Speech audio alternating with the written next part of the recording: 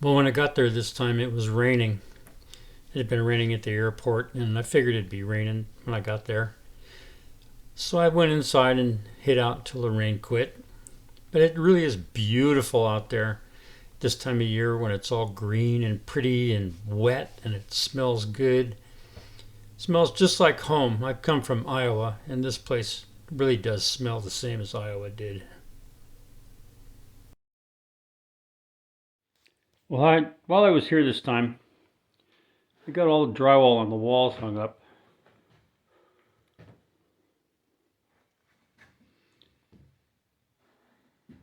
I've got a problem with this wall where these two windows are, and I'll tell you about it in a minute. So that's why I did hang that. Got the sheet metal up behind the stove too. Goes right around the pipe. Up high enough. I didn't film most of this stuff because it takes forever. I think I worked on it for 2.5 days before I had it all done. It would have been a very boring video. But on this wall, you can see it when I sit down. There had been a root that grew in underneath the corner support of the cabin, and it lifted up that corner about 1.5 inches, 2 inches. And I couldn't figure out what was going on when I tried to put the windows in. So I reframed it. But then after I discovered what had happened and put it back down where it was, these windows are all out of whack. They're about 2 inches out of level. So what I did was I left the drywall off because I'm going to have to cut these studs off like that. And I'll have to do the same on the top to bring the header down. On this side it won't be as much cut off, just about 1/8 of an inch, 1/4 of an inch. So in preparation for this,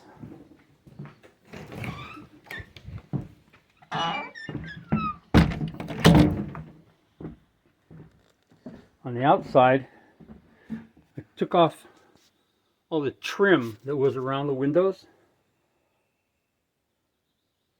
It was like same as like what's around this door. And then I pulled all the nails out of the siding around the windows. What I'm going to do is I'm going to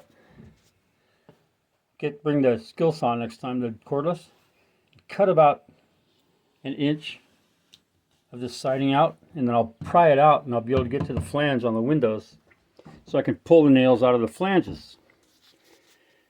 Then I can do the work inside on the framing,